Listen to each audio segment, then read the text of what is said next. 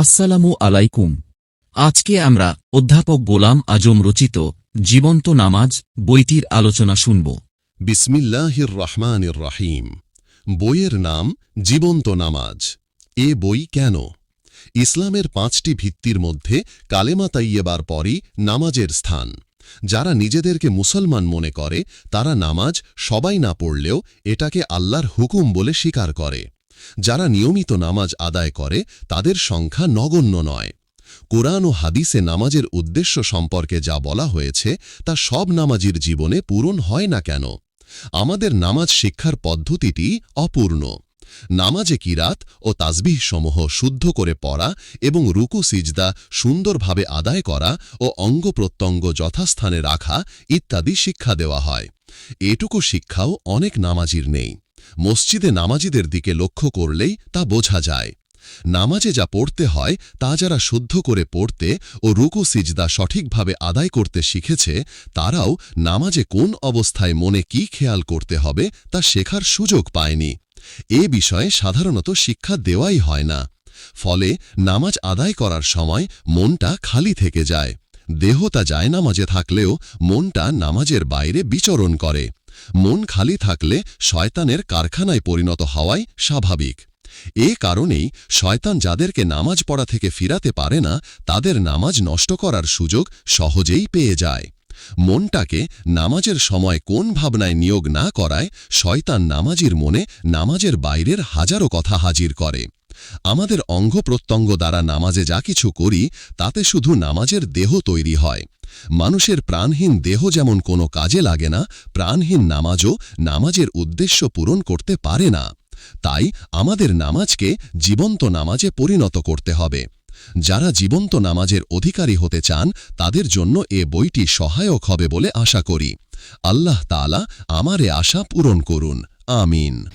সূচিপত্র: জীবন্ত নামাজ 5, কালেমা শিক্ষার বিভিন্ন দিক 6, নামাজ শিক্ষার বিভিন্ন দিক 7, নামাজের দেহ 9, নামাজের রূহ 11, নামাজের মর্যাদা 19, বিতরের নামাজ 21, নামাজের প্রধান মাসালা মাসায়েল 23, নামাজে সমস্যা 24, জীবন্ত নামাজের নমুনা 25, রাসূল সাল্লাল্লাহু আলাইহি ওয়াসাল্লামের নামাজ 25, সাহাবায়ে কেরামের নামাজ 25, নামাজের শেষে দোয়া 26, নামাজ ও নামাজের বাইরের জীবন 27, নামাজের বাইরে মনকে কি কাজ দেওয়া যায় 27, কতক বাস্তব পরামর্শ 29, নামাজ বহু কিছু শেখায় 30, মুমিনের সাফল্যের হাতিয়ার 31, শেষ কথা 31।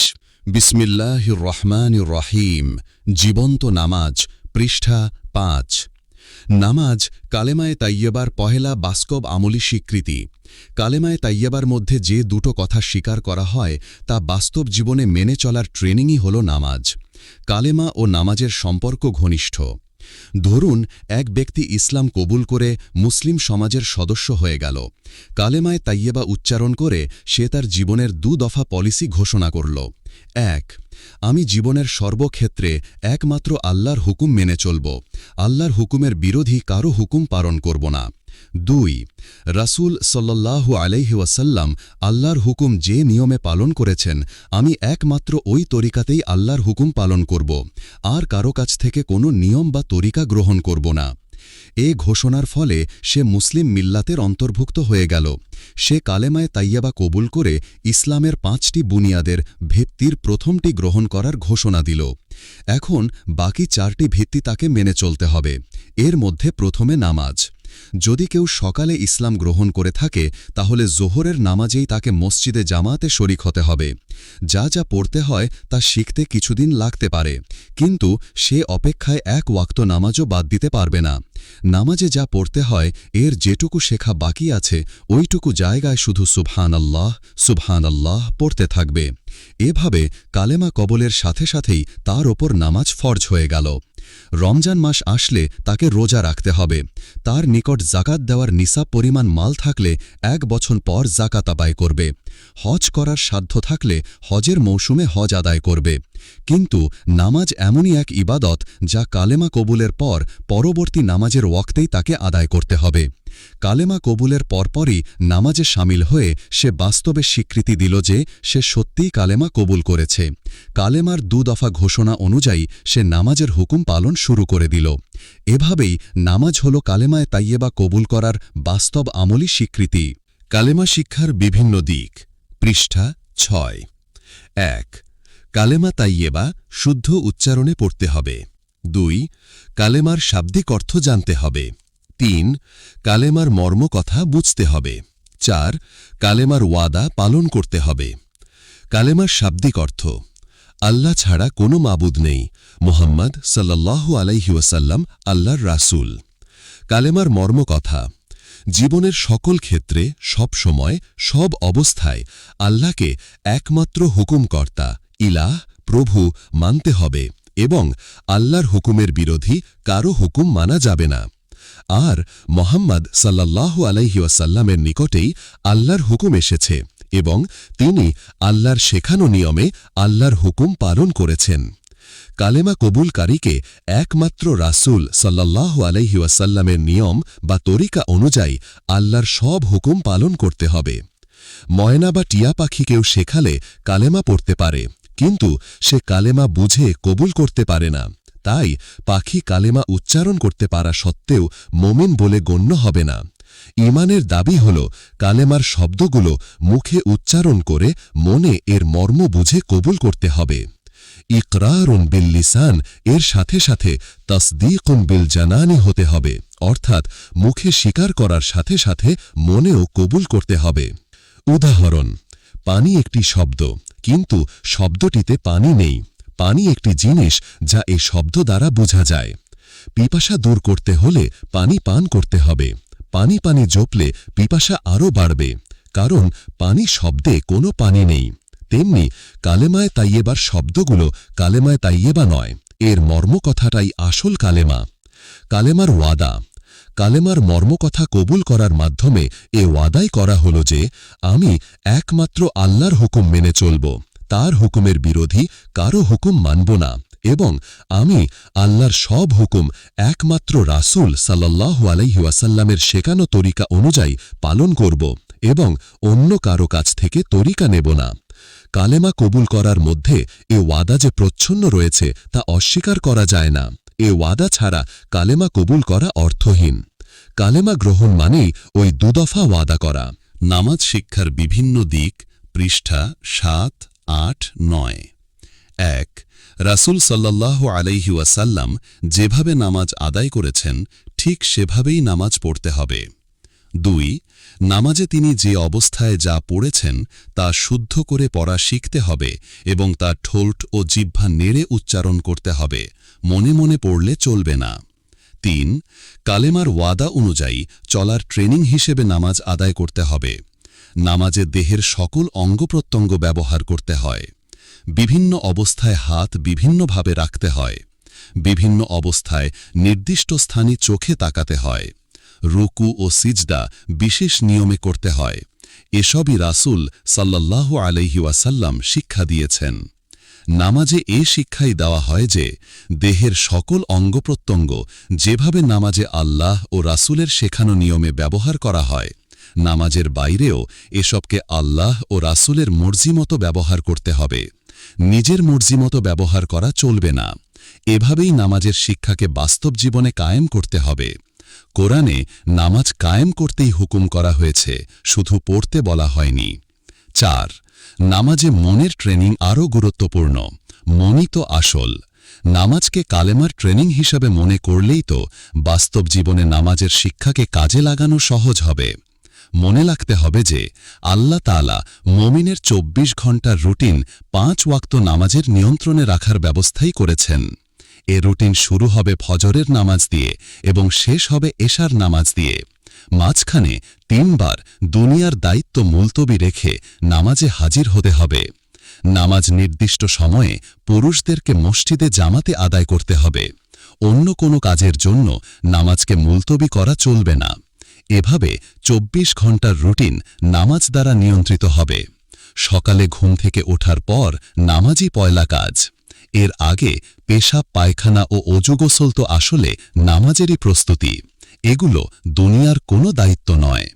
দুনিয়ার কাজ শুরু করার পূর্বে নামাজের মাধ্যমে এ চেতনা দান করা হল যে তুমি তোমার জীবন যেমন খুশি তেমনই যাপন করতে পারবে না। তুমি স্বাধীন নও, তুমি আল্লাহর গোলাম। ফজরের নামাজেই এই চেতনা নিয়ে নামাজ আদায়ের পর নামাজের বাইরেও এই চেতনা জাগ্রত রাখতে হবে। নামাজের বাইরে দুনিয়ার দায়িত্ব পালন করতে করতে এই চেতনা ঢিলা হয়ে যায়।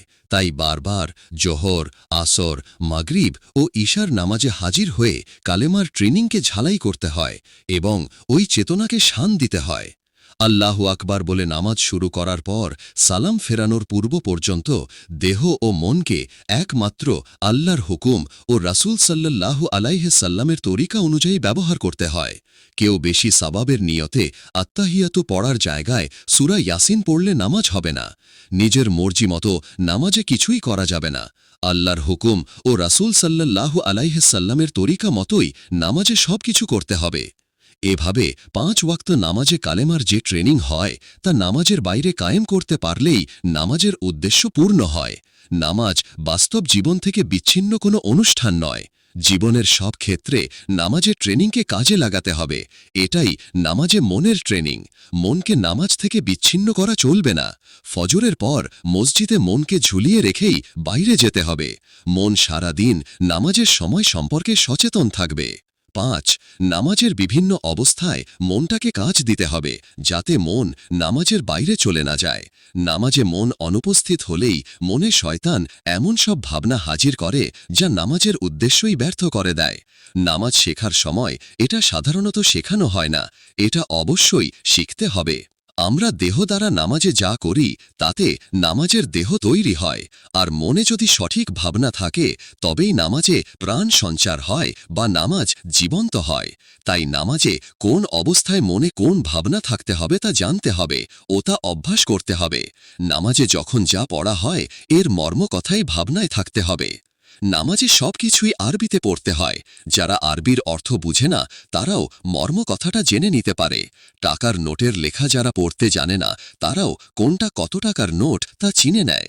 তেমনি নামাজে আরবিতে যখন যা পড়া হয় এর মর্ম কথা জেনে নিতে হবে।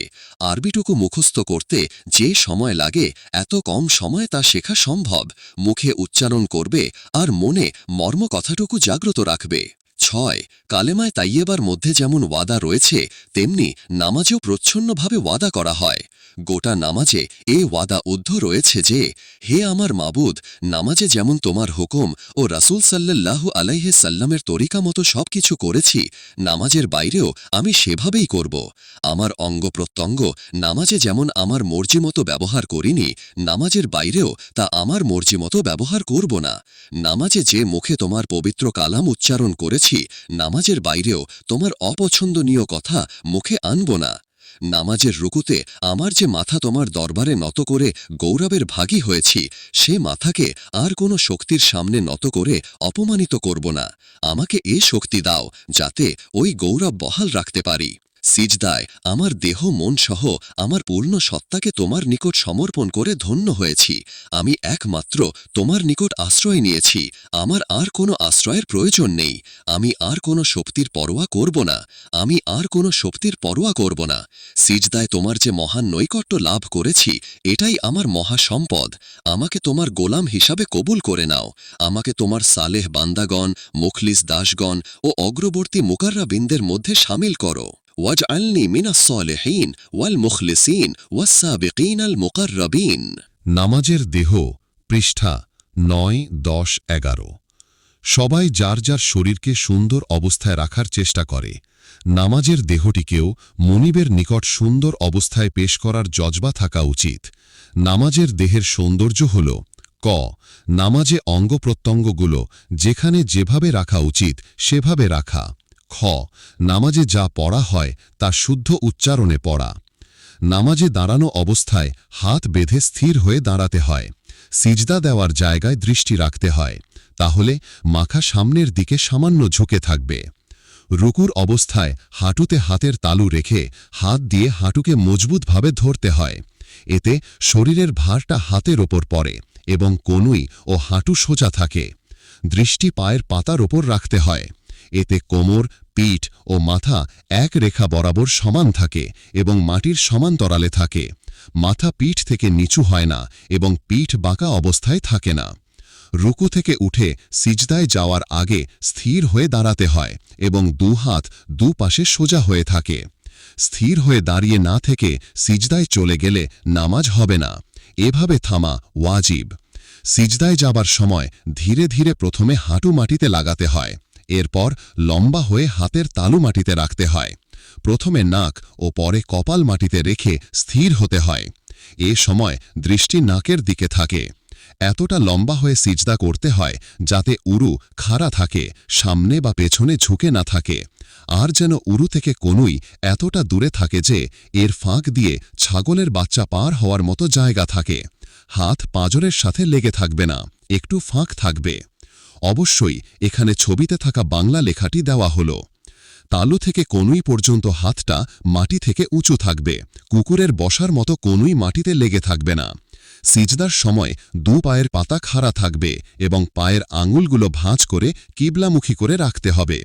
সিজদার সময় দু হাতের আঙুল ফাঁক ফাঁক হয়ে থাকবে না, কিবলামুখী রাখার জন্য মিলিয়ে রাখতে হবে। সিজদা থেকে উঠে দাঁড়ানোর সময় প্রথমে কপাল, পরে নাক, এরপর হাত এবং শেষে হাঁটু ওঠাতে হবে। দু সিজদার মাঝখানে স্থির হয়ে বসে থাকতে হয়। না থেমে আবার সিজদায় চলে গেলে নামাজ হবে না। এভাবে থামা ওয়াজিব। বসা অবস্থায় দৃষ্টি কোলের দিকে থাকবে। হাত হাঁটুর ওপর এমনভাবে থাকবে যেন আঙুলের মাথা কিবলামুখী হয়ে থাকে এবং আঙুল হাঁটুর নিচে ঝুঁকে না পড়ে।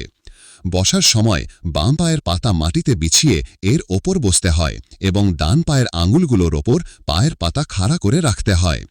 2 রাকাত নামাজের পর তাশাহুদ আত্তাহিয়াতু পড়ার সময়ও এভাবেই বসতে হয়। ডান পায়ের আঙুলগুলো খাড়া রেখে বসার উদ্দেশ্য বুঝতে হবে। জামাতে নামাজের সময় কাতার সোজা রাখার ওপর রাসূল সাল্লাল্লাহু আলাইহি ওয়াসাল্লাম অত্যন্ত গুরুত্ব দিয়েছেন। নামাজে দাঁড়ানোর সময় পায়ের গোড়ালির দিক দিয়ে অন্যদের সমান হয়ে দাঁড়াতে হয়। পায়ের আঙুলের দিক দিয়ে সমান হয়ে দাঁড়ালে কাতার সোজা হবে না, কারণ পায়ের পাতা সবার সমান নয়। কারো পাতা লম্বা, কারো বেশ খাটো, কিন্তু গোড়ালি বরাবর দাঁড়ালে কাঁধের দিক দিয়েও বরাবর হয়। কাতার সোজা রাখার প্রয়োজনেই নামাজে বসার সময় ডান পা স্থির রাখা দরকার। এক পা যদি এক জায়গায় স্থির থাকে তাহলে আবার দাঁড়ানোর সময় কেউ সামনে বা পেছনে চলে যাবে না। এক পা যদি এক জায়গায় স্থির না থাকে তাহলে পা সরে যাবার কারণে কাতার সোজা থাকবে না। নামাজ শেষ করার উদ্দেশ্যে সালাম ফেরানোর সময় শুধু চেহারা ডান ও বাম দিকে ঘোরাবে। দেহ কিবলামুখী থাকবে, মাথা নিচু করতে হবে না। স্থির সোজা বসা অবস্থায় শুধু চেহারা ডানে ও বামে ঘোরাতে হবে। অঙ্গপ্রত্যঙ্গ উপরে বর্ণিত নিয়মে যত সঠিকভাবে পরিচালনা করা হবে এবং নামাজে যা কিছু পড়া হয় তা যত শুদ্ধভাবে পড়া হবে, নামাজের দেহ ততই সুন্দর হবে। আল্লাহর রাসূল কিভাবে নামাজ পড়তেন নামে আল্লামা হাফিজ ইবনুল কাইয়িমের রচিত বইটি বাংলায় অনুদিত হয়েছে। এটা পড়লে এ বিষয়ে পূর্ণ জ্ঞান হাসিল করা যাবে। নামাজের রূহ। নামাজ আদায়ের সময় মনের অবস্থার ওপর নামাজের রূহ পয়দা হওয়া নির্ভর করে।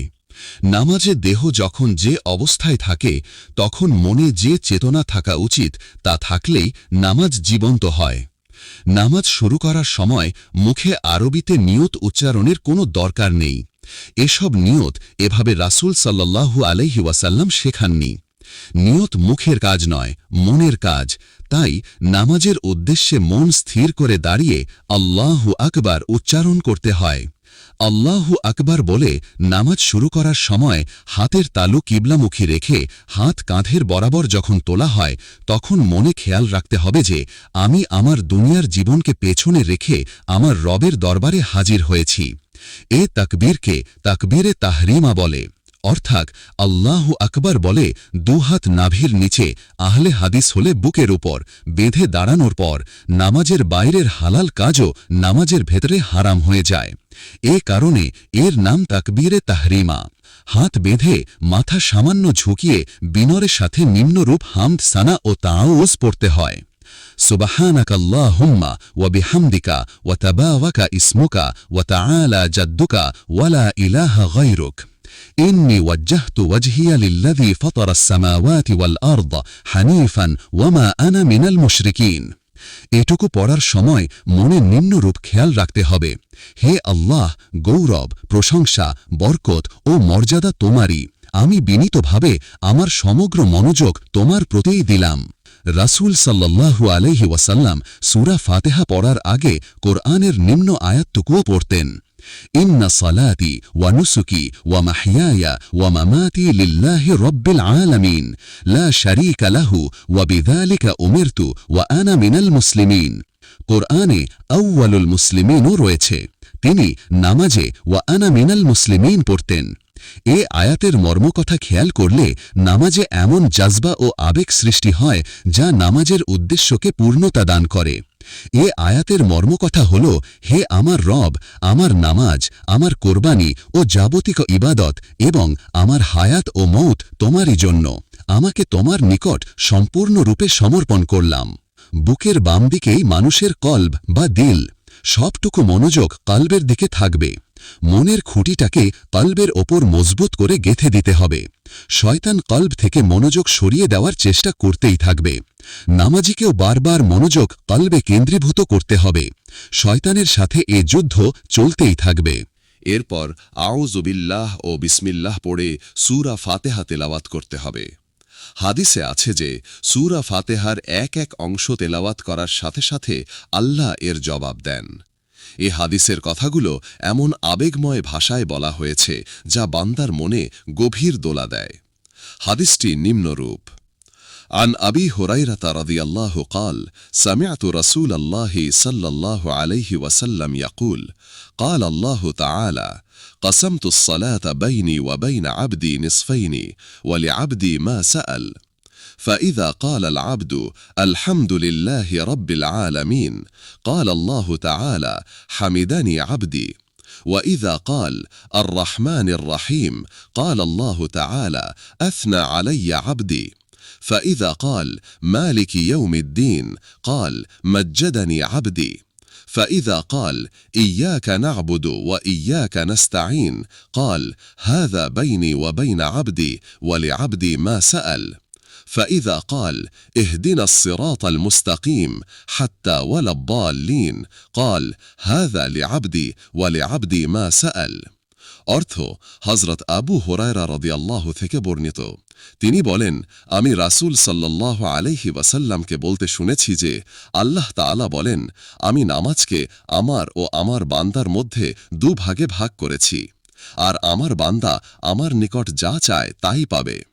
বান্দা যখন বলে আলহামদুলিল্লাহি রাব্বিল আলামিন, তখন আল্লাহ বলেন, আমার বান্দা আমার প্রশংসা করল। যখন বান্দা বলে আর রহমানির রহিম, তখন আল্লাহ বলেন, আমার বান্দা আমার গুণ গাইল।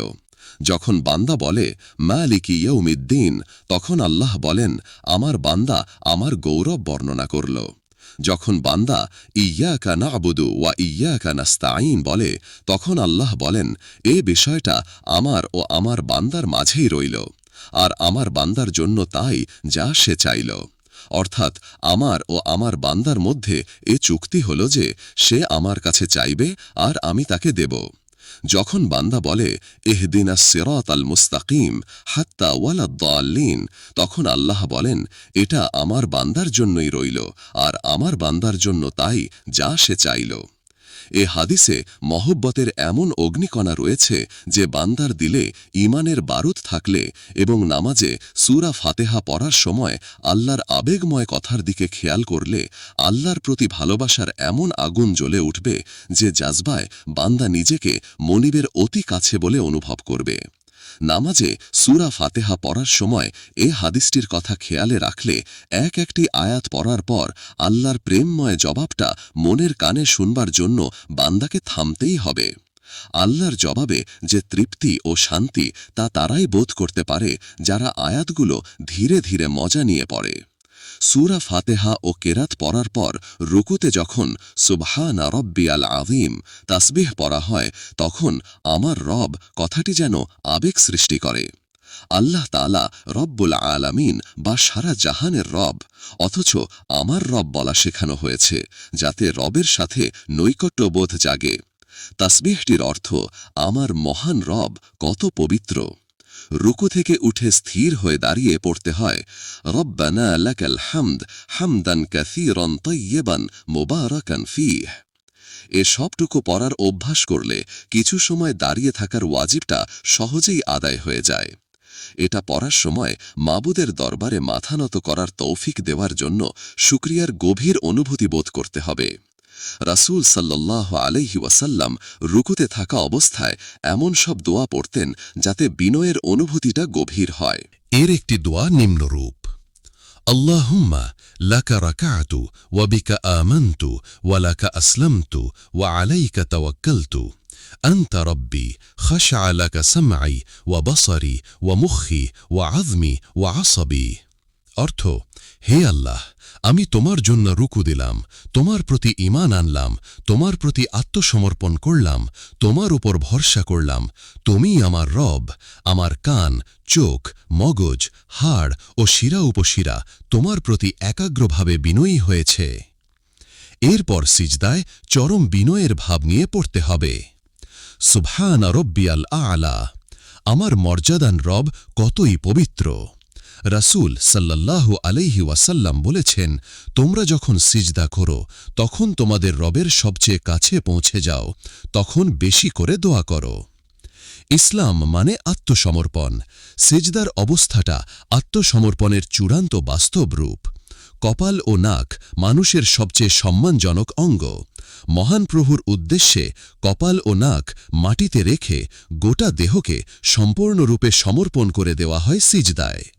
সিজদারত অবস্থায় মনে অনুভব করবে যে আমার মহান রবের নিকট আমি ধর্ণা দিলাম, আমাকে যেন গোলাম হিসাবে তিনি কবুল করেন।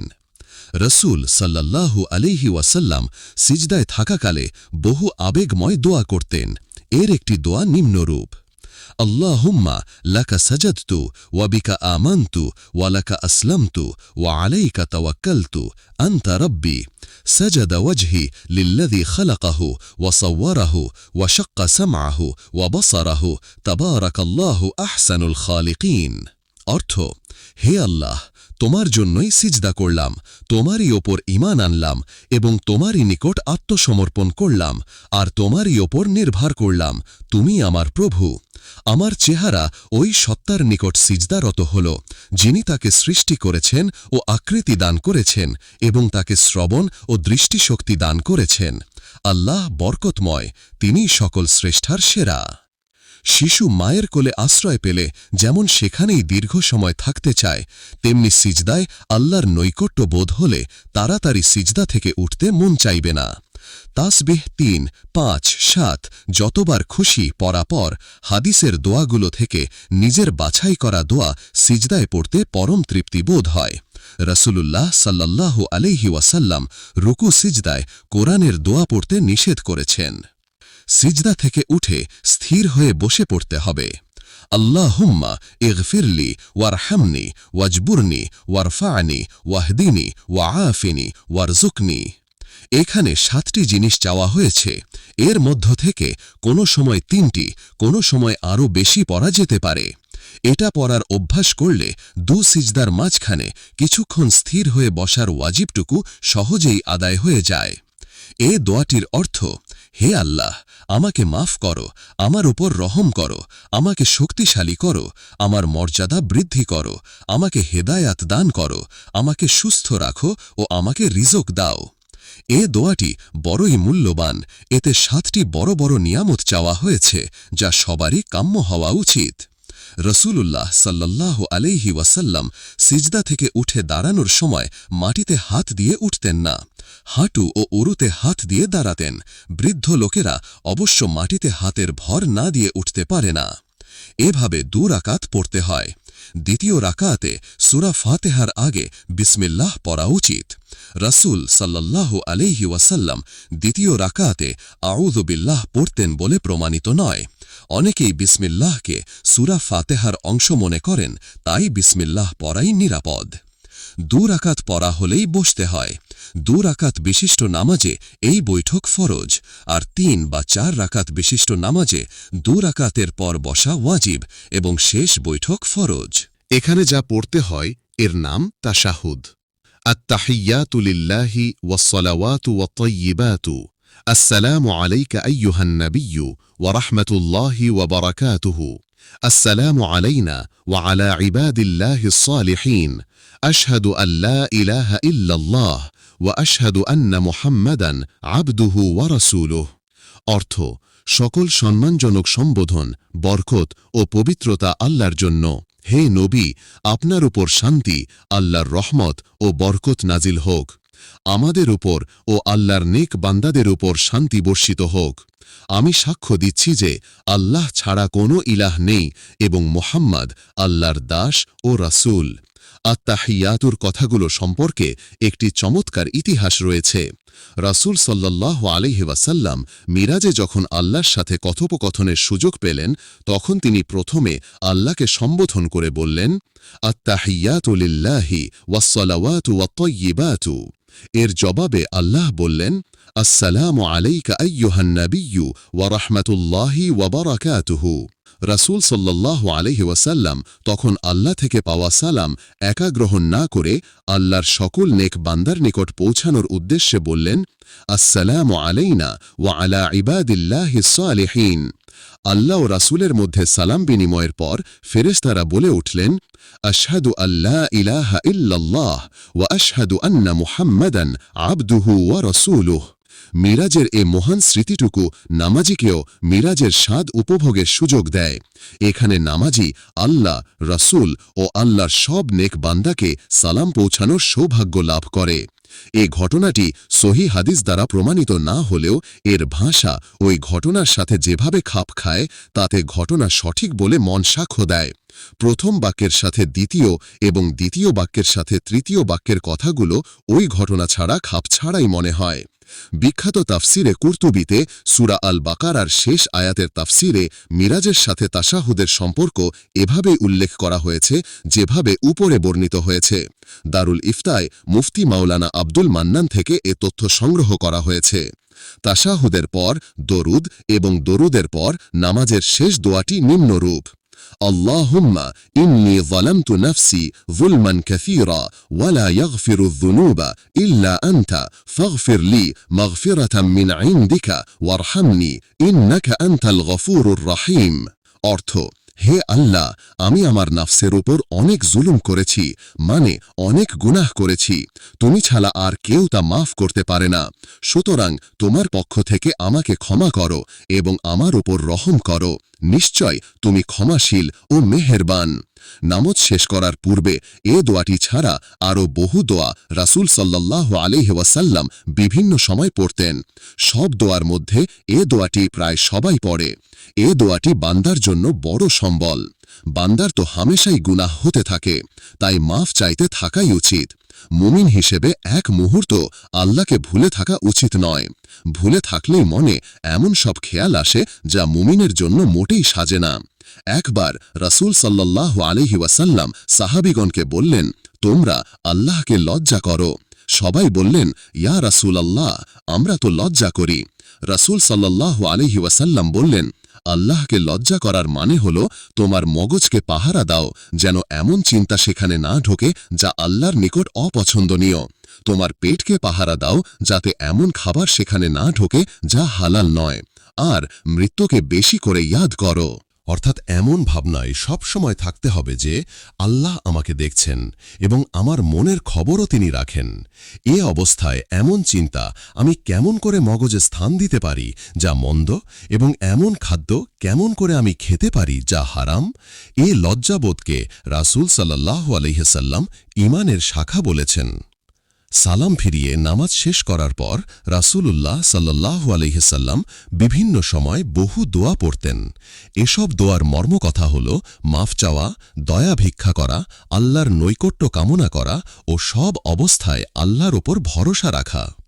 নামাজ শেষ হলে 3 তাসবিহ পড়ার ওপর রাসূল সাল্লাল্লাহু আলাইহি ওয়াসাল্লাম বেশ গুরুত্ব দিয়েছেন। একদিন রাসূল সাল্লাল্লাহু আলাইহি ওয়াসাল্লাম হযরত মুয়াজ রাদিয়াল্লাহুকে 3 বার বলেন, মুয়াজ, তোমাকে আমি ভালোবাসি। প্রত্যেক নামাজের পর 33 বার সুবহানাল্লাহ, 33 বার আলহামদুলিল্লাহ, 33 বার আল্লাহু আকবার এবং একবার লা ইলাহা ইল্লাল্লাহু ওয়াহদাহু লা শারীকা লাহ, লাহুল মুলকু ওয়া লাহুল হামদু ওয়া হুয়া আলা কুল্লি কুল্লি শাইইন কাদির পড়তে ভুলবে না। এ তাসবিহগুলো পড়ার সময় খেয়াল রাখতে হবে যে প্রতিটি তাসবিহই তাওহীদের ঘোষণা। কোরআনে সুবহানাল্লাহ তাসবিহটি শিরকের প্রতিবাদেই ব্যবহার করা হয়েছে, যেমন সুবহানাল্লাহি আম্মা ইউশরিকুন, সুবহানাল্লাহি আম্মা ইয়াসিফুন। আলহামদুলিল্লাহ মানে সকল প্রশংসা শুধু আল্লাহর জন্য, আর কোনো সত্তা এর অধিকারী নয়।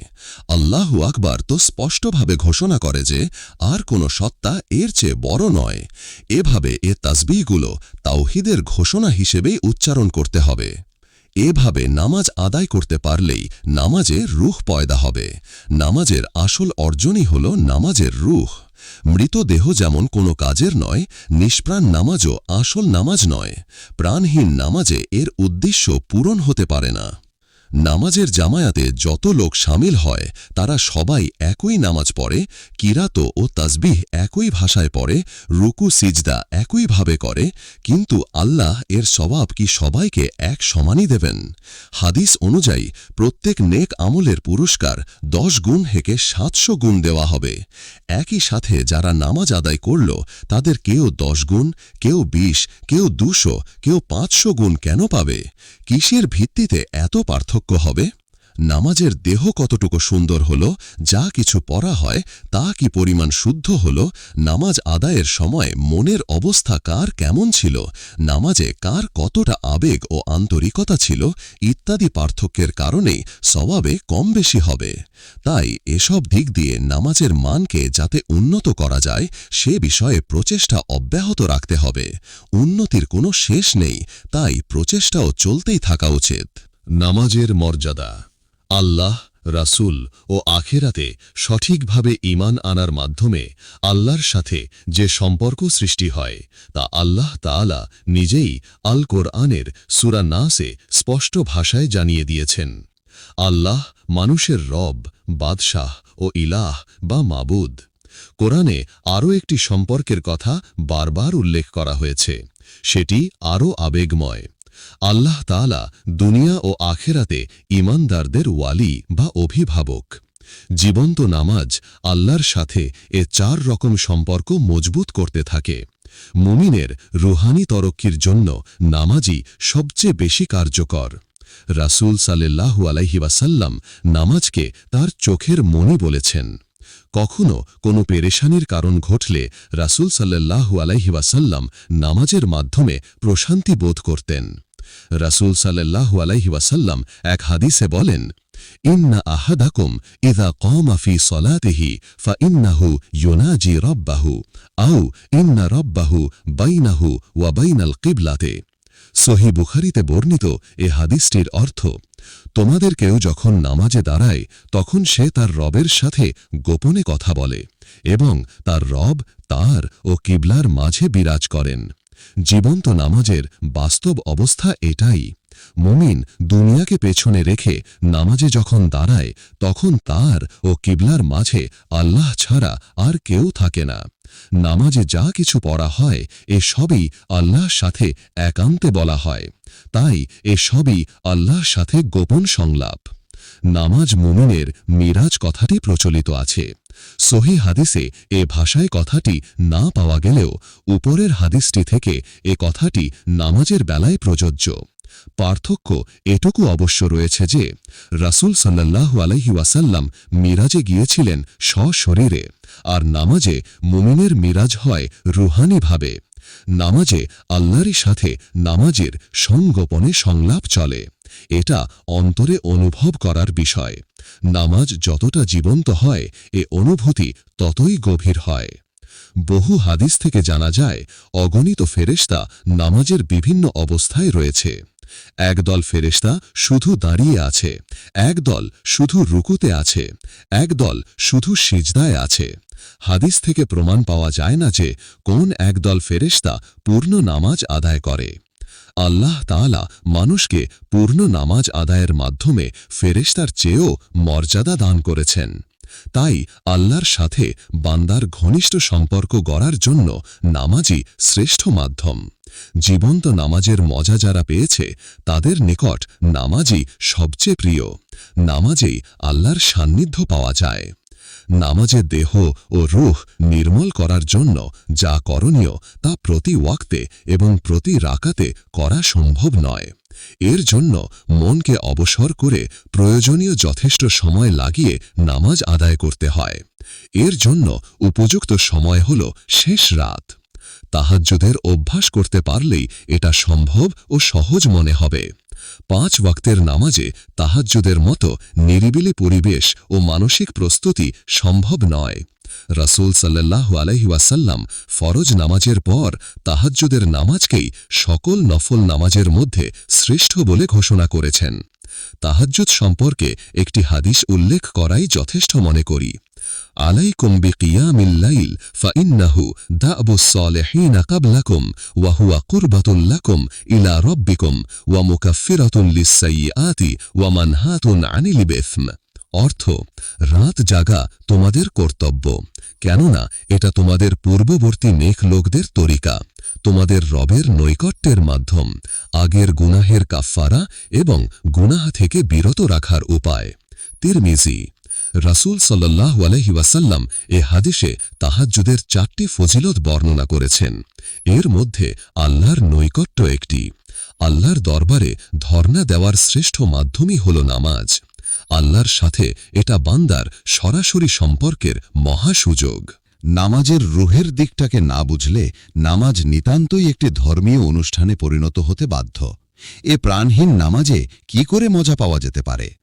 এ জাতীয় নামাজই আমাদের সমাজে চালু আছে। এ কারণেই এ ধরনের নিষ্প্রাণ নামাজ দ্বারা নামাজের উদ্দেশ্য পূরণ হতে পারে না। আল্লাহ তাআলা বলেন, আকিমিস সলাতা লিযিকরি, আমাকে স্মরণ রাখার জন্য নামাজ কায়েম করো। সূরা তোহা 14। বারবার নামাজে হাজির হয়ে আল্লাহকে স্মরণ করা হয়, যাতে আল্লাহর কথা ভুলে না যায়, সেজন্যই বারবার নামাজ। নামাজ শেষ হলে দুনিয়ার দায়িত্ব পালনকালে কি আল্লাহকে ভুলে থাকার অনুমতি আছে? সূরা জুমুয়ার 10 নং আয়াতে আল্লাহ বলেন, ফাইযা কুদিয়াতিস সলাতু ফান্তাশিরু ফিল আরদি ওয়াবতাগু মিন ফাদলিল্লাহি ওয়াযকুরুল্লাহা কাসীরান লাআল্লাকুম তুফলিহুন। অর্থ, যখন নামাজ শেষ হয় তখন জমিনে ছড়িয়ে পড়ো এবং আল্লাহর অনুগ্রহ রিজক তালাশ করো। এ সময় আরও বেশি করে আল্লাহকে স্মরণ করো, যাতে তোমরা সফলতা লাভ করতে পারো। এ আয়াতে নামাজের বাইরে আরও বেশি করে আল্লাহকে স্মরণ করতে নির্দেশ দেওয়া হয়েছে। হাদিসে আছে, আল্লাহ বলেন, বান্দা যখন আমাকে স্মরণ করে তখন আমি তার সাথেই থাকি। যখন সে একা স্মরণ করে আমিও তখন একা তাকে স্মরণ করি। যখন সে কোনো জামাতে আমাকে স্মরণ করে তখন এর চেয়েও ভালো জামাতে ফেরেশতাদের মধ্যে আমি তাকে স্মরণ করি। যখন সে আমার দিকে 1 বিঘত এগিয়ে আসে আমি তখন তার দিকে 1 হাত এগিয়ে যাই। যখন সে 1 হাত আমার দিকে এগিয়ে আসে আমি তার দিকে 1 গজ এগিয়ে যাই। যখন সে আমার দিকে হেঁটে আসে আমি তখন তার দিকে দৌড়ে যাই। আল্লাহর সাথে বান্দার এ সম্পর্ক নামাজের মাধ্যমেই গড়ে ওঠে ও বৃদ্ধি পেতে থাকে। বিতরের নামাজ।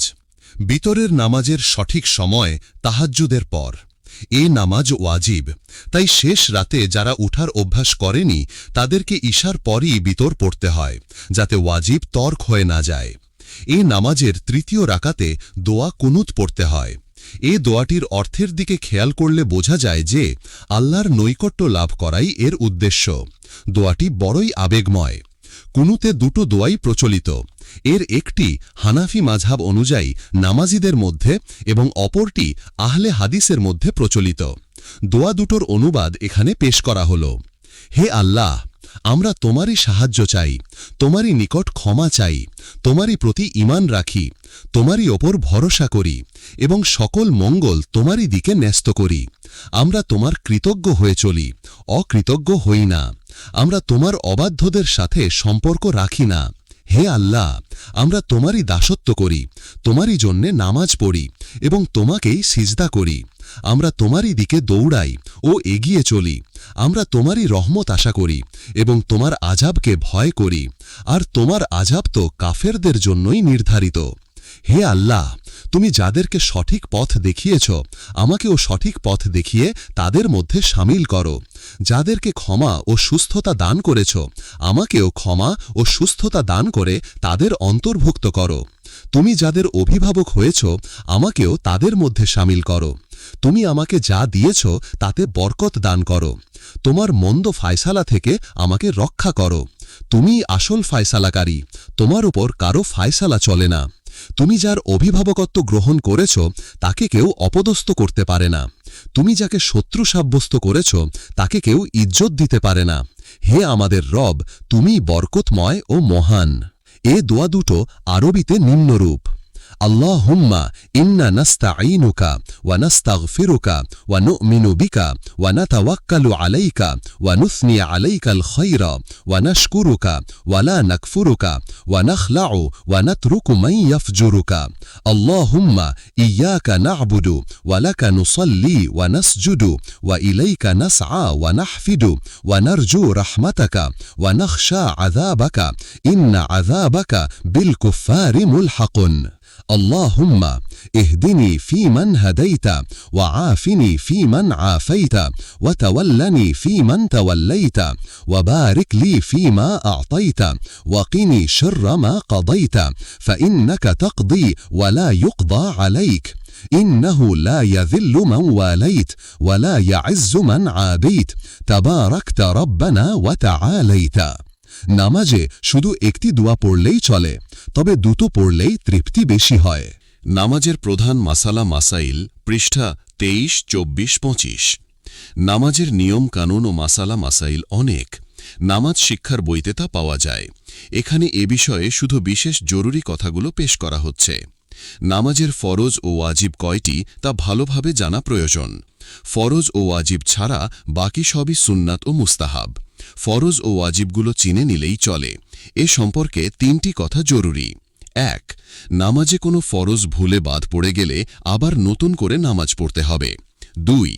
নামাজে কোনো এক বা একাধিক ওয়াজিব ভুলে বাদ পড়ে গেলে নামাজ শেষ করার আগে সাহু সেজদা দিলেই নামাজ শুদ্ধ হয়ে যাবে। 3.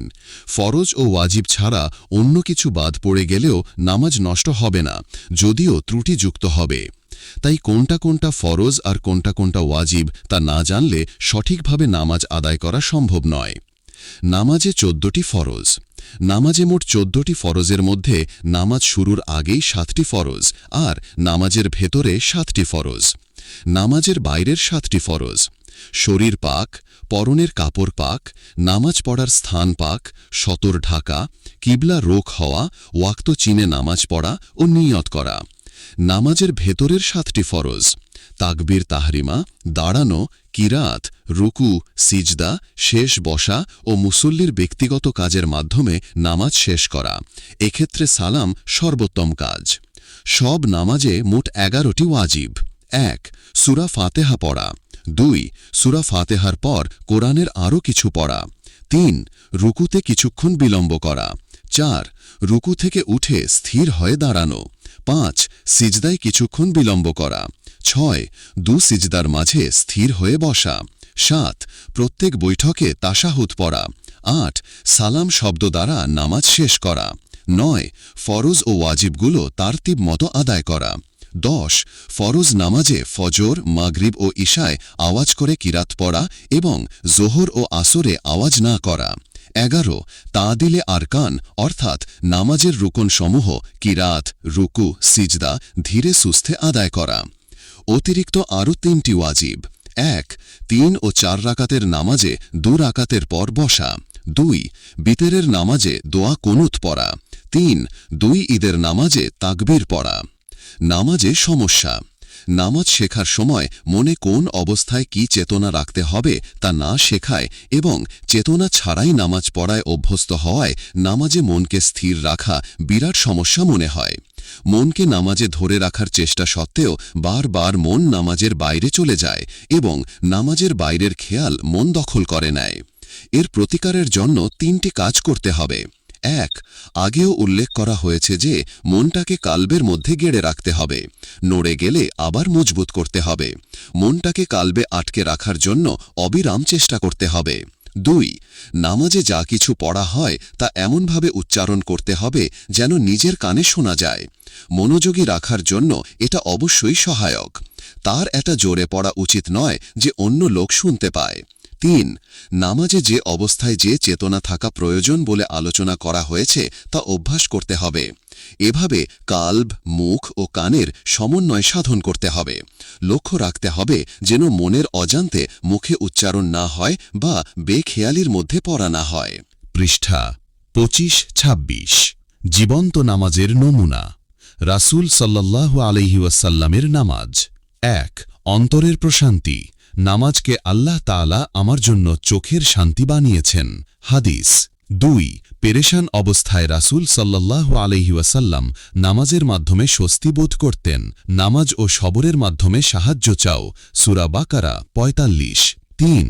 রাসূল সাল্লাল্লাহু আলাইহি ওয়াসাল্লাম বলেছেন, প্রত্যেক নবীর জন্য আল্লাহ একটা করে খায়েশ পয়দা করেছেন। আমার খায়েশ রাতের নামাজ। আল্লাহ প্রত্যেক নবীর জন্য একটি মর্যাদার লুকমা মানিয়েছেন। 5 ওয়াক্তের নামাজ আমার লুকমা। 4. দীর্ঘ সময় দাঁড়ানোর ফলে রাসূল সাল্লাল্লাহু আলাইহি ওয়াসাল্লামের পা বা হাঁটু অবশ হয়ে যেত। সাহাবায়ে কেরামের নামাজ। 1.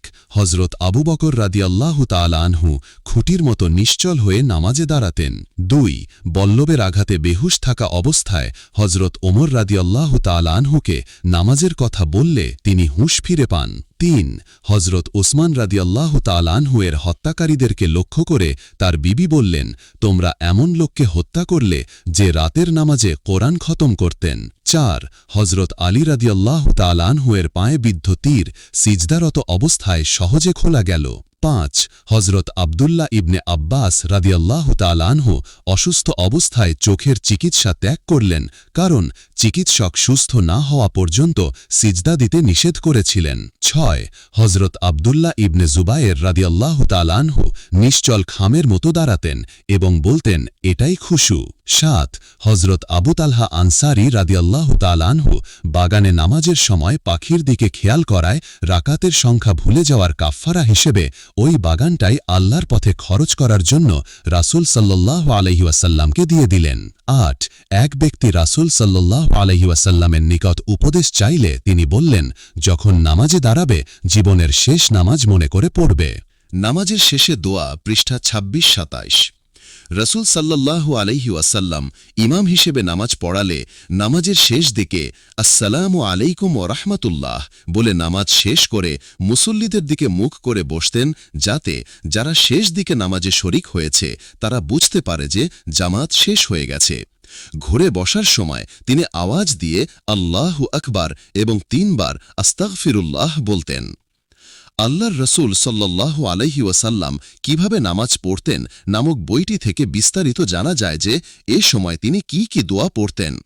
এসব দোয়ার কথাগুলো আল্লাহর সাথে সম্পর্ক ঘনিষ্ঠ করায় সহায়ক। আসলে মুমিনের জীবনটা আল্লাহময় হোক, এটাই নামাজের উদ্দেশ্য। আল্লাহ সব সময় দেখছেন এবং মনে যা চিন্তাভাবনা আসে তা সবই তিনি জানেন। এ চেতনা সব সময় মুমিনকে পরিচালিত করুক। জীবন্ত নামাজের এটাই লক্ষ্য। কোরআন ও হাদিস থেকে অনেকগুলো দোয়া বাছাই করে আমি একটি ছোট সংকলন তৈরি করেছি। বই আকারে আল্লাহর দরবারে ধর্ণা নামে তা প্রকাশিত। নামাজের ভেতরে ও বাইরের জন্য অনেক আবেগময় দোয়া এ সংকলনে রয়েছে। আমি 5 ওয়াক্ত নামাজের জন্য দোয়া বাছাই করে নামাজের শেষে আল্লাহর দরবারে পেশ করি। প্রত্যেকেই তার পছন্দমতো দোয়া বাছাই করে নিতে পারেন। একসাথে সব দোয়া মনে থাকে না, এভাবে নির্দিষ্ট করে নিলে মনে থাকে। নামাজ ও নামাজের বাইরের জীবন। নামাজ ও নামাজের বাইরের জীবনে স্বাভাবিক কারণেই একটা সম্পর্ক গড়ে ওঠে। নামাজ যে মানের হয় সে মানেই বাইরের জীবনে এর প্রভাব পড়ে। যে নামাজকে শুধু একটি ধর্মীয় অনুষ্ঠান মনে করে তার জীবনে নামাজের কোনো ইতিবাচক প্রভাব পড়ার কথা নয়। কিন্তু যে নামাজকে কালেমায়ে তাইয়্যিবার ওয়াদা অনুযায়ী চলার ট্রেনিং হিসেবে গ্রহণ করে তার জীবনে নামাজের প্রভাব অবশ্যই পড়বে। নামাজ যে পরিমাণ জীবন্ত হবে সে পরিমাণ ইতিবাচক প্রভাবই নামাজের বাস্তব জীবনে পড়বে। সচেতন নামাজি সহজেই উপলব্ধি করতে পারবে যে নামাজের প্রভাব তার জীবনে কতটুকু পড়ছে। নামাজের বাইরের জীবনের প্রভাবও নামাজের ওপর পড়ে। বাস্তব জীবনে নামাজি যে পরিমাণ তাকওয়া অবলম্বন করতে সক্ষম হয় সে পরিমাণেই নামাজের সময় তা প্রতিফলিত হয়। নামাজের বাইরে ঈমানের দাবি পূরণ করতে পারলে নামাজের সময় ঈমান বিরোধী কোনো ভাব মনে জাগবে না। আমরা এটা রোজ যাচাই করে দেখতে পারি। বাইরের জীবনে বিবেকের বিরুদ্ধে কিছু করলে ওটা নামাজের সময়ও মনকে কলুষিত করবে। এ হিসেবে আমরা বলতে পারি যে আমার নামাজে বাইরের জীবনের রিপোর্ট আসে এবং বাইরের জীবনেও নামাজের রিপোর্ট পাওয়া যায়। নামাজ ও বাস্তব জীবন পরস্পর বিচ্ছিন্ন নয়, অত্যন্ত ঘনিষ্ঠভাবে সম্পর্কিত। পৃষ্ঠা ২৭-২৮। নামাজের বাইরে মনকে কি কাজ দেওয়া যায়? নামাজের মাধ্যমে মনের যে ব্যাপক ট্রেনিং হয়, এর সুফল যাতে বহাল থাকে সে উদ্দেশ্যে নামাজের বাইরে মনকে এমন কাজ দিতে হবে যাতে মন শয়তানের খপ্পরে না পড়ে। অঙ্গপ্রত্যঙ্গ দিয়ে আমরা যখন কাজ করি তখন ওই কাজটি ভালোভাবে সমাধা করার জন্য মনোযোগ দিয়েই কাজটি করতে হয়। অবশ্য এটা কাজের ধরনের ওপর অনেকটা নির্ভর করে। কৃষক ও শ্রমিকদেরকে শুধু হাত পা ব্যবহার করে গতানুগতিক ধরনের এমন কাজও করতে হয় যে কাজে মনের তেমন কোনো দায়িত্ব থাকে না। রিকশাওয়ালার দেহ রিকশা টেনে নিয়ে যাবার সময় এ কাজে মনের তেমন কোনো দায়িত্ব নেই বলে তখন হাজারো ভাব মনে জাগতে পারে। কিন্তু হাত যখন কলম দিয়ে লেখে তখন মন এ কাজ থেকে বিচ্ছিন্ন নয়। মুখ যখন বক্তৃতা করে অথবা কান যখন বক্তৃতা শোনে তখন মন এ কাজেই শরিক থাকে। তাই আমাদেরকে হিসাব করতে হবে যে দেহ যে কাজ করছে সে কাজে মনের দায়িত্ব কতটুকু আছে। যে কাজের সময় মন বেকার থাকে তখন তাকে কাজ দেওয়া প্রয়োজন। তা না হলে আমাদের অজান্তেই ইবলিস তাকে বাজে কাজে বেগার খাটাবে। এটাই মানব জীবনের বিরাট এক সমস্যা। মন অত্যন্ত শক্তিশালী যন্ত্র। এর যোগ্যতা ও কর্মক্ষমতা অসীম। কাজ ছাড়া এক মুহূর্তও সে থাকতে পারে না। তাকে সবসময় কাজ দেওয়ার যোগ্যতা অনেকেরই নেই। ফলে আমাদের এই মূল্যবান কর্মচারী ইবলিসের বেগার খাটে। আপনার দেহ কোথাও বসে বা দাঁড়িয়ে পাহারা দিচ্ছে। ঘণ্টার পর ঘণ্টা বসে বা পায়চারি করে কাটাতে হচ্ছে। একা একা পার্কে বা রাস্তায় ভ্রমণ করছেন। যানবাহনের অপেক্ষায় স্টেশনে বসে বা কিউতে দাঁড়িয়ে আছেন। যানবাহনে চুপচাপ বসে আছেন বা বসার জায়গা না পেয়ে দাঁড়িয়ে আছেন। দৈহিক পরিশ্রম করার পর ক্লান্তি দূর করার উদ্দেশ্যে বসে বা শুয়ে আছেন। ঘুমের কামনায় বিছানায় চোখ বুজে পড়ে আছেন। এমন বহু সময় রোজই আমাদের জীবনে কেটে যায় যখন সচেতনভাবে আমরা মনকে কোনো বিশেষ চিন্তায়, ভাবনায় বা পরিকল্পনা রচনায় ব্যবহার করি না। মনকে আমরা এভাবে যখনই বেকার রেখে দেই তখন সে ইবলিসের বেগার কর্মচারীতে পরিণত হয়। এর প্রতিকার হিসেবে রাসূল সাল্লাল্লাহু আলাইহি ওয়াসাল্লাম একটি ইতিবাচক ও একটি নেতিবাচক উপদেশ দিয়েছেন। নেতিবাচক উপদেশটির সারমর্ম হল, তোমরা আল্লাহকে লজ্জা করো। মনে এমন ভাব আসতে দিও না যা আল্লাহ অপছন্দ করেন। আল্লাহ মনের গোপন ভাবও জানেন।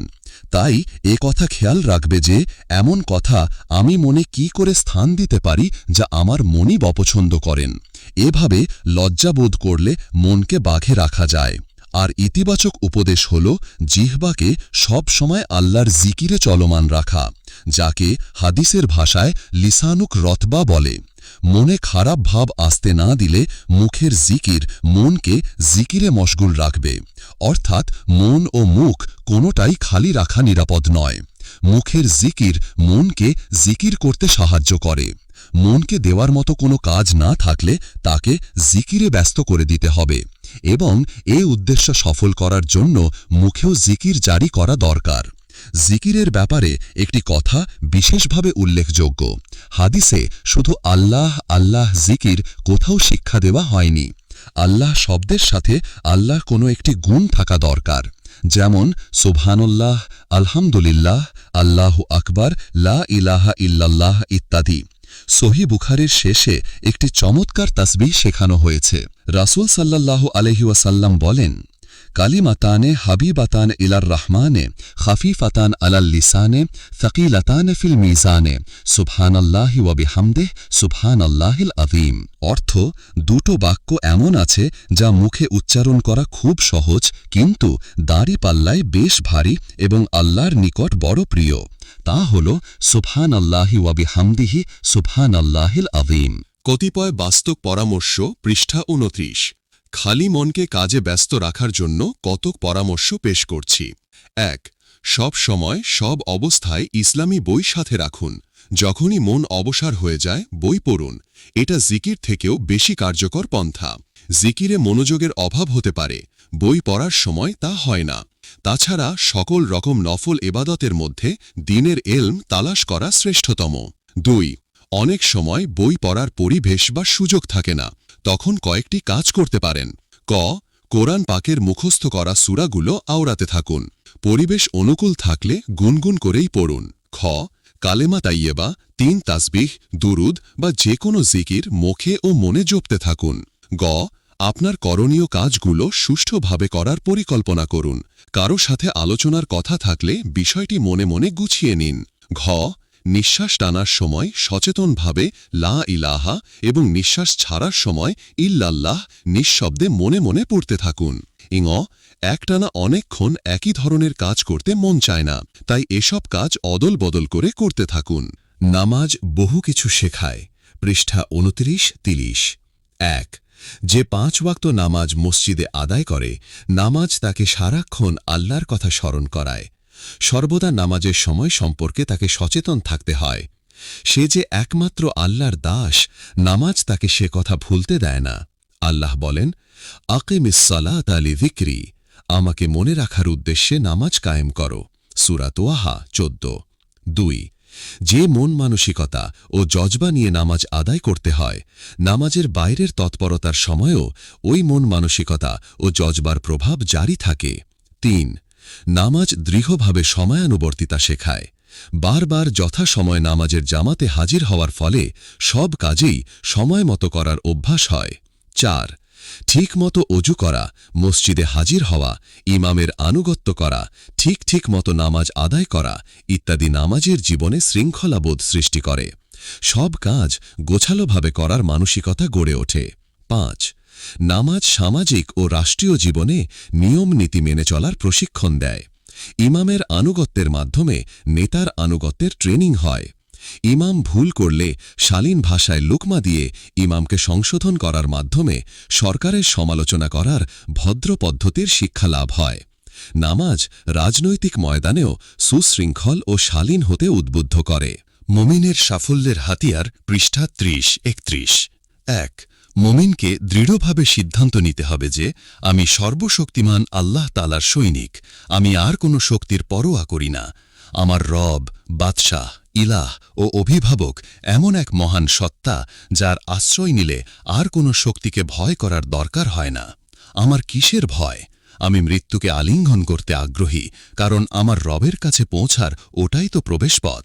আমি শহীদি মৃত্যু কামনা করি, তাই দিনের কোনো দুশমন আমাকে মেরে ফেলবে সে ভয় করার প্রশ্নই ওঠে না। মৃত্যু ভয়ই সকল দুর্বলতার মূল। আল্লাহর সৈনিকের মৃত্যু ভয় থাকতে পারে না। 2. মুমিনের সবচেয়ে মজবুত হাতিয়ার হল জীবন্ত নামাজ। যার নামাজ জীবন্ত, সে আল্লাহর নৈকট্যের অনুভূতি নিয়ে তৃপ্ত। এ সম্পদের কোনো তুলনা নেই, তার নিকট দুনিয়া তুচ্ছ। সবর ও নামাজ দ্বারা আল্লাহর সাহায্য চাওয়ার নির্দেশ আল্লাহ নিজেই দিয়েছেন। 3. ইকামতে দিনের আন্দোলনে জান ও মাল দিয়ে সর্বদা সক্রিয় থাকতে হবে। সর্বাবস্থায় পরম সবরের সাথে ইসলামী সংগঠনকে সক্রিয় থেকে আল্লাহর নিকট বায়াতের দাবি পূরণ করতে হবে। সংগঠন ও আন্দোলন ইমানি শক্তিকে বৃদ্ধি করতেই থাকে। এ বিষয়ে ঢিল দিলেই বিপদ। দুনিয়ার শান্তি ও আখেরাতের মুক্তির জন্য এ 3টি হাতিয়ারই যথেষ্ট। পৃষ্ঠা 31-32। শেষ কথা। হাদিসে আছে যে বেহেশতবাসীদের একটি আফসোস ছাড়া বেহেশতে আর কোনো মনোবেদনা থাকবে না।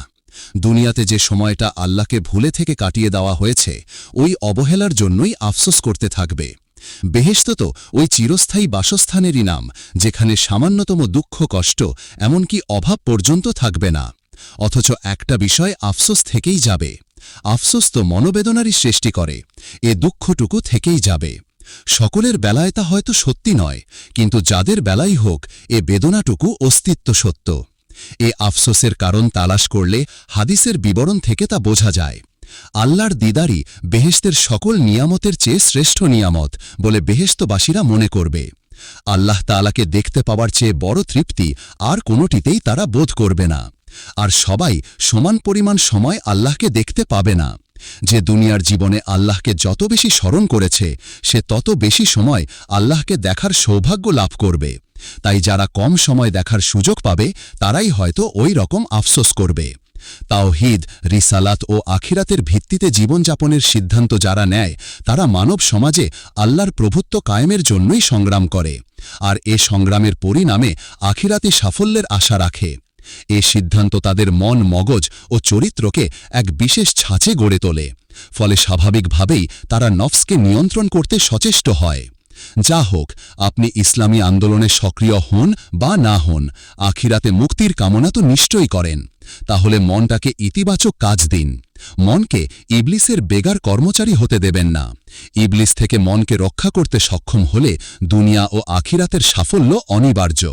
মনে রাখবেন, ইবলিসের বিরুদ্ধে এ সংগ্রাম মৃত্যু পর্যন্ত চালিয়ে যেতে হবে। এ সংগ্রাম থেকে অবকাশ পাওয়ার উপায় নেই। তবে দীর্ঘ অনুশীলনের ফলে ধীরে ধীরে আল্লাহর মেহেরবাণীতে ইবলিসের পরাজয় হওয়া অসম্ভব নয়। আল্লাহ তাআলা সতর্ক করে বলেন, ইন্নাশ শাইতানা লাকুম আদুউন ফাত্তাখিযূহু আদুওয়া। শয়তান তোমাদের দুশমন, তাকে দুশমনই মনে করবে। হজরত আদম আলাইহিসসালাম বেহেশতে শয়তানের ধোঁকায় এ কারণেই পড়েছিলেন যে তিনি শয়তানকে শত্রু মনে করতে ভুলে গেলেন। সূরা ফাতির 6। সমাপ্ত। ভিডিওটি ভালো লাগলে লাইক, কমেন্ট ও শেয়ার করুন। আরও ইসলামিক বই পেতে সাবস্ক্রাইব করুন।